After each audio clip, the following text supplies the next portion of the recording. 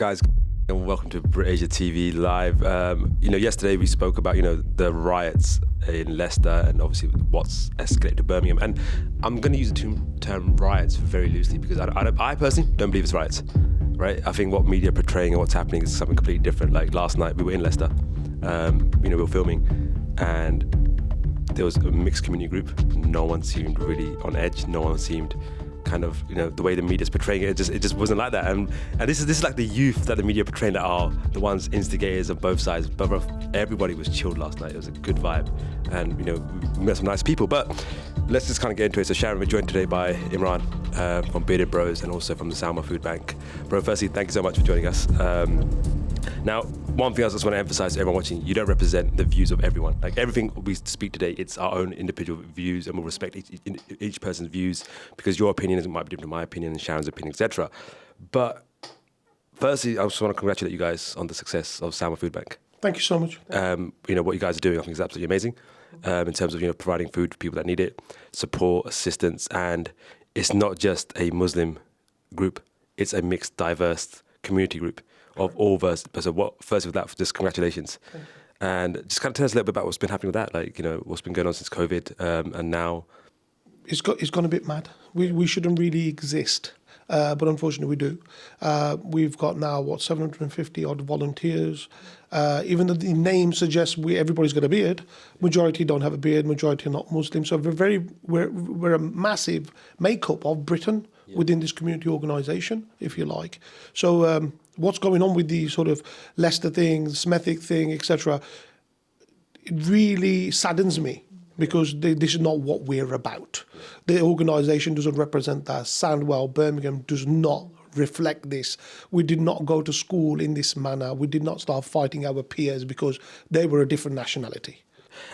And just saying that point, there's a big saying, which is diversity built Britain. Correct. And diversity built communities. 100%. And I think people forget that. When our grandparents and parents came here, everybody worked together because everybody was in that same boat. And we kind of forget that camaraderie. Yeah. We forget, we all helped each other. But now suddenly there's these tensions, whether it's the media doing it, whether it's actually happening. Like, again, we can only go by what we've seen in the media. But I want to kind of just ask you, firstly, okay, let's just take it back to kind of, when it first happened in Leicester, like kind of kicked off via social media, etc. When you kind of first saw it, what were your thoughts? And let me even go back beyond that. And let me kind of just ask the question because everybody wants to know the question is it actually related to cricket or is it something completely separate? Because I personally think it cannot be related to cricket. But like we said yesterday, it's not the first time India and Pakistan have played cricket, and it certainly won't be the last. Yeah, no, we've always had trouble at the cricket matches, just little bits and bobs, one or two fights, but it's never been to this scale. And no, I don't think it's got anything to do with the cricket. And just saying that, right? So just to interject, like when the Commonwealth Games were going on and the India hockey team were playing, we were obviously covering the events. And the Pakistan cricket team was sitting there watching. And when we interviewed them, they said, we're supporting our brothers. We're watching our brothers. We're showing respect. Oh, wow. And when they asked about music, they said, yo, we listen to the same music you guys listen to. We're fans of the Muslim. And they sang. They do. And literally that moment and that video went everywhere because I was like, you know what? Beautiful. Yeah. It's the way politics make it out is it's you versus us or them versus us. It's not that. It's not as deep as it's made. But sorry, you were saying? Yeah, so the Bearded Bros, we make up a major part of the social media network, where we give breaking news, we give community events, what's going on. When we all saw it, we thought it was a one-off thing. Somebody's kicked off with somebody else, and never was the impression that this was a Hindu versus Muslim thing. That was how we first started. Digging deeper, it looks as if this turned into an EDL march. I'm going to give an example like that. It turned into like an EDL march where somebody's come to counter-protest and then everybody's kicking off. This is and from what I've understood and what I would like to believe, that this is not a Hindu versus Muslim thing. This is not about that. This is literally, it's like the EDL marching and calling themselves Christians, and we label it as Christians versus Muslims. And I think the majority of Hindus living in this country and across the globe, they will understand that how me being Muslim, I would not want to be a part of ISIS marching on our streets. So therefore, they would come out in force and condemn any sort of fraction, whatever you want to call it, RSS, whatever you want to call that, right? They would come out and saying, you know what, not in our name. This is not what Hindus are about. Yeah. Sorry, mate. You know, Hindu religion isn't about this. It doesn't teach it. So, like with Muslims, how we come out and we say, nah, what ISIS is doing is wrong. It's nothing to do with us. We want to live in peace. But unfortunately, bad news sells. You know, just on that, right? So, No, I was just going to say, but I think we need to say violence between Hindus and Muslims is very rare in the UK. Very, very rare. It's never happened, has it? It's never. Because I feel like we've always lived in harmony. Yeah, of course we are, 100%. do you think, and this is something that I kind of, because I've worked in social media for years, right? And social media is a very powerful tool that it can turn even best friends into enemies, right? And with the content and the way the content was going out, that, okay, whatever it started off as a thing. Let's call it a thing for now, right? Yeah. And then as it's kind of escalated, people have jumped on to this, let's call it, it's not even a cause, but let's call it a cause, right? They've jumped onto this cause of what's happening right now. And what it's doing is it's impacting the mindset of impressionable on both sides. Yeah.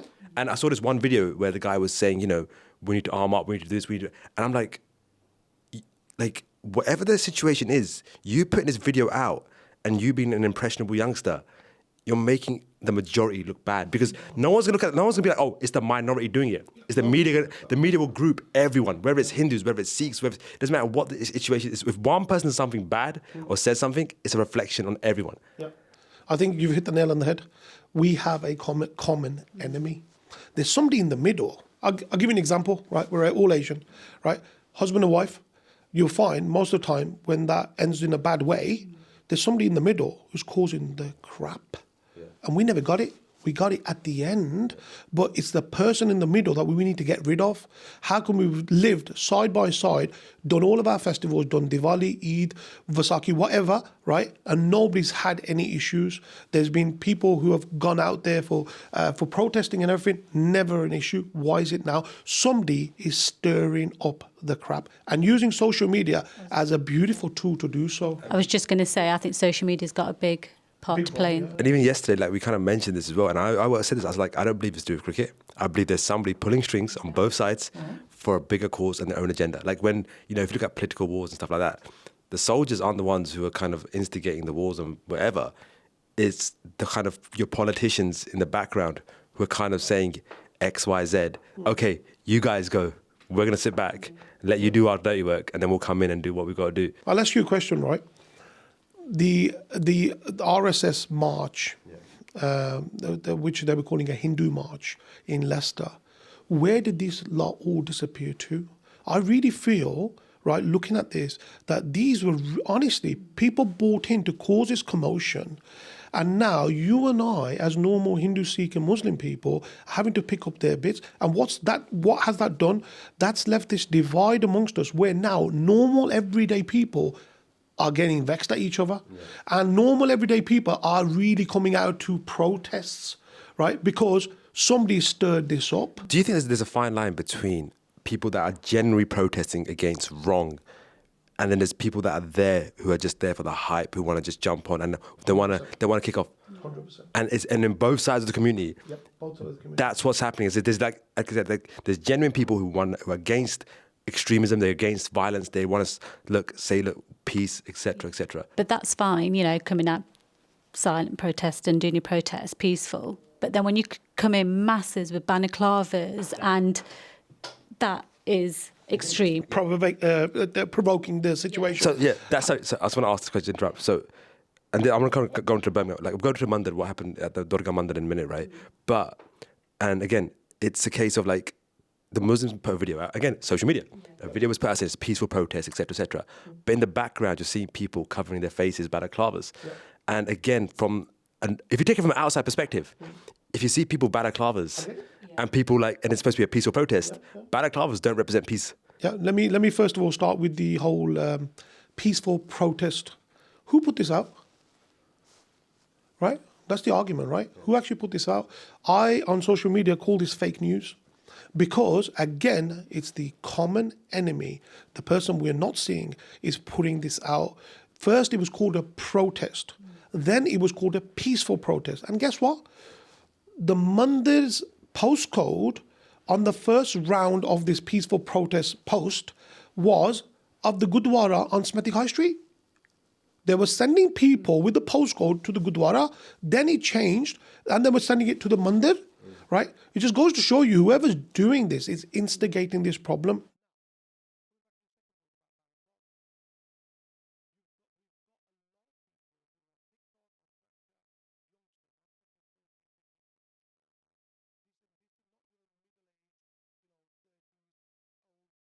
Any man who's standing there wants a fight. It ain't like that.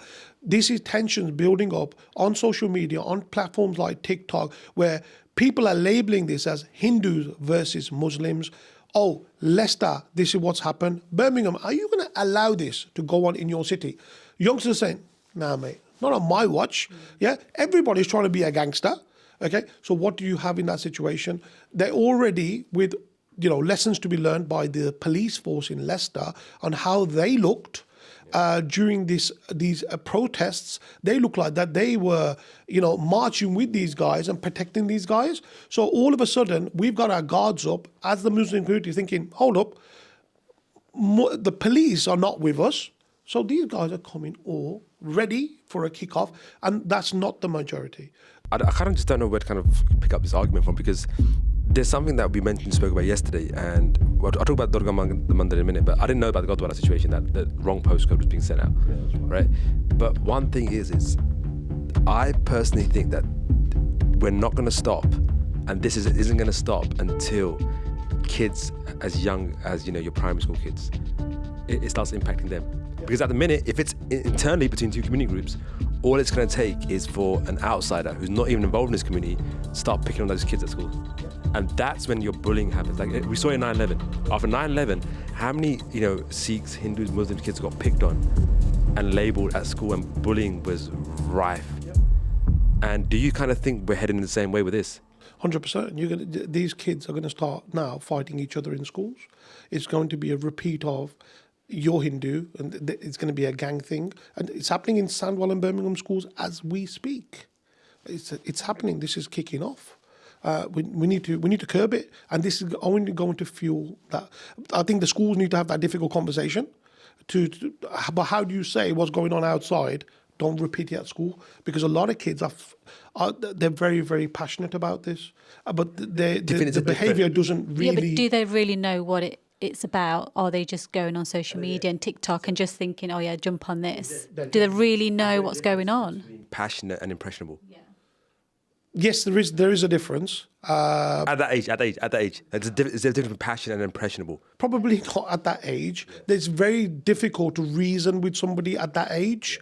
Going on to the Smetic Durga Mandir, I was there. I was, if you like, with the police, with the Mandir and the Muslim protesters. I was acting as a go-between, a negotiator. That I was trying to do that. Didn't have an official position to do that, but I was trying to do that.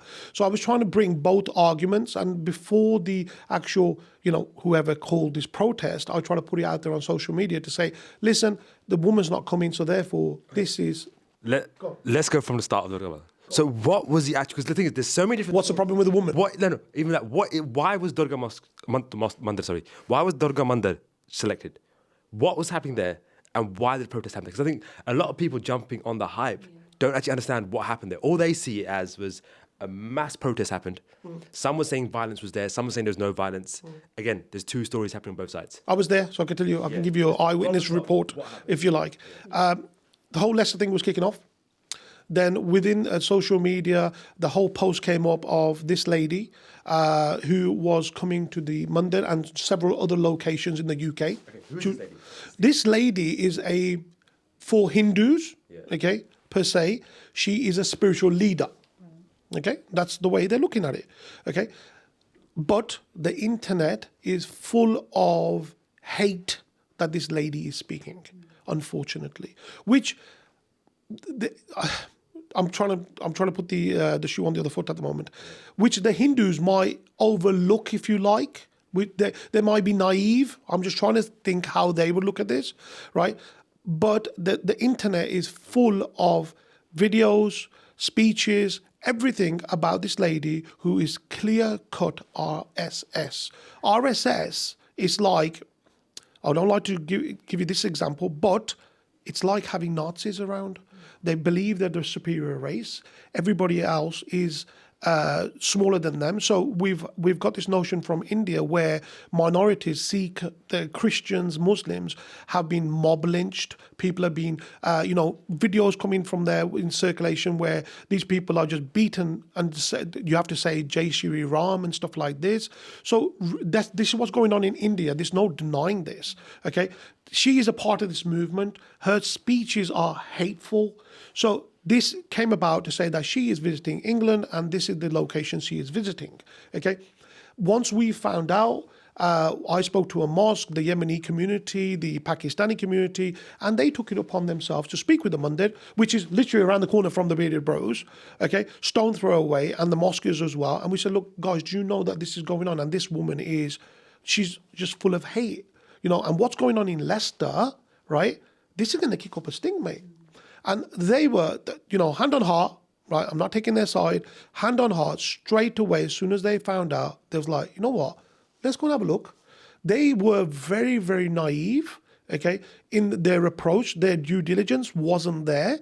And they immediately, within half an hour, made that phone call back to say, we are really sorry. We didn't even know this, right? And we're cancelling her.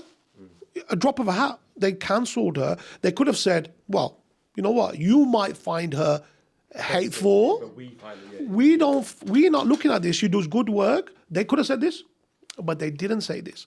They said, you know what? To keep the peace, we're cancelling stuff, and we get where you're coming from. So on the back of this, we were waiting. She was supposed to come in on the day of the protest, right? We were waiting for the police and the council to all say, it's all been cancelled, it's all official. So we left it. We didn't leave it, but before we can get our act together, it was 11th hour. So we put a video out there at 3:00, and this protest, whoever organised it, right, was supposed to be at 5:30. So we got to as many people as possible to say, fake news, don't come to a protest. This lady is not coming to the Mandir any longer. Here's their statement. They were quite open. They gave me a statement that said, Imran, look, we did call her, hands on heart. We didn't realise what was going on, right? We made an error, okay? And then I looked at that error as in like the whole committee, the mosque committee, they're all old folks as well. So was this Mandir's committee. They were all old folks. And you know what Apne are like? Right? We didn't do our due diligence. We didn't have the paperwork, right? This is quite norm in our communities. I can't look at this and say, you're Hindu and you're lying. Nah, it don't work like that. You understand? I took what uncle said as gospel, and I put it out there. And I truly believe that they meant that, right? But we did have protesters show up at 5:30, 6:00. I would say about 250 people were there. Out of them 250, I would say a good 180 were very, very peaceful, very polite. Okay, as I said, I was walking between the police, the Mandir, and the protesters. So I was going to the Mandir, then back. And whatever their qualms were, they were not dumbfounded. What they were saying is, are you trying to tell us that you didn't know that this woman was full of hate? Are you being serious? You're now insulting our intelligence. Do you get it? This was what their argument was, which is understandable. So they had a somewhat of a spokesperson who I then took from the crowd, and I said, listen, don't take my word for it. Come and see for yourself. Let's go in there. We'll speak to uncle and auntie, right? Let the horse do the talking for themselves, right? They went in there. They said the same thing. They apologized, etc., and said, look, hand on heart, it was it. So that really calmed the situation down, right? And when that calmed down, there was a few lads from Birmingham and what have you not, everybody that you're seeing ballied up and what have you not, they were more youngsters. They came for a fight, mate. Yeah? How do you explain that to a 14, 15, 16-year-old? That, listen, there's nothing going on here. There's nobody to fight. The woman isn't coming. There isn't RSS running rampant on our streets. This is a mandir, a place of worship with old folk in there who are just here just to do their puja, end off, right? And to be fair, and whatever the media obviously going to show us the bad bits, okay? There was, I would say, 30 seconds to a minute of stupidness. That's all it was. Nothing other than that. Then protesters were standing there, rightfully so. Okay, what they were saying, they were correct. They were sending out a message to say, if the RSS show up here, we're here. Right? We're not going anywhere, which is fair enough. And they've travelled, they've got right to protest, right? And the Mundar understood this as well. They never took this as, the Mundar people did not take this as a threat. We knew that they were going to come, I think it would have been better to have that dialogue, right? But there was a few people, if you like, who were insisting that they were going to get violent. But there was no physical assault. Yes, there were some missiles thrown at police. Okay, the police could have done a much better job. They could have been much more equipped. I mean, yesterday there was nobody there, and there was double the police than it was on the protest. The police need to get into gear. They need to learn from Leicester. They can't just do this. They can't just take sides, because by taking sides, we're causing a bigger division here, right? So, cut a long story short, the protesters were not wrong for what they were standing for. They, like you and I, do not want racist scum walking our streets. We do not want the division. My next door neighbours, my colleagues, they're Sikh, they're Hindu, they are still our brothers and sisters. And the majority of Muslims and the majority of Hindus believe the same. This is a minority, God knows who they are. You want to call yourself ISIS, you want to call yourself RSS, whatever you want to call yourself, go and call yourself in India and whichever other place you want to go and call it. Do not bring it here.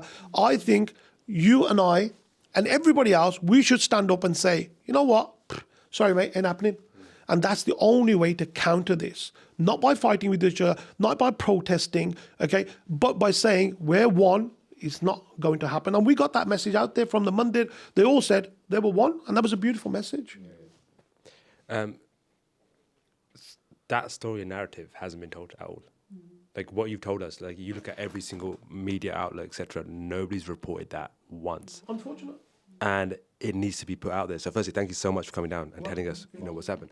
Now, there's only kind of, I want to kind of wrap up, but I want to kind of touch on the point of mainstream media now. So like Nigel Farage, we saw, he put a statement out this morning saying there's extremist groups in the UK, in communities, etc., etc. Do you think like you said, these individuals who are there to instigate have achieved what they were set out to achieve?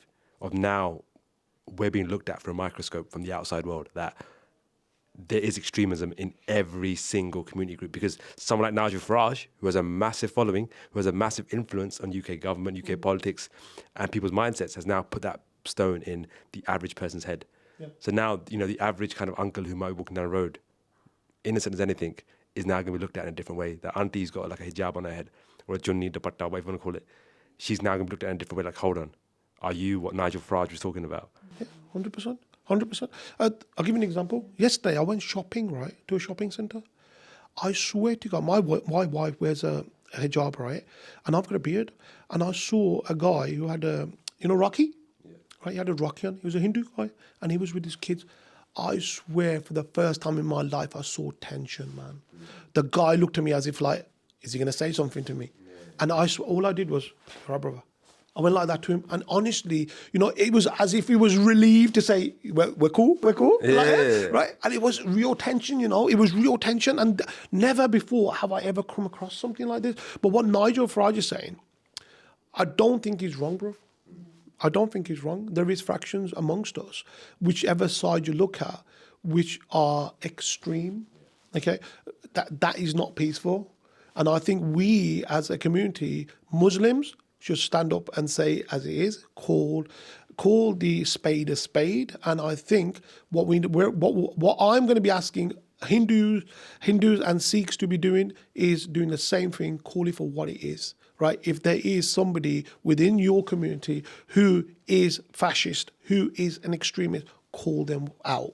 Call them out. We're never going to get away from this problem until we start fixing our own homes. That's the reality of it.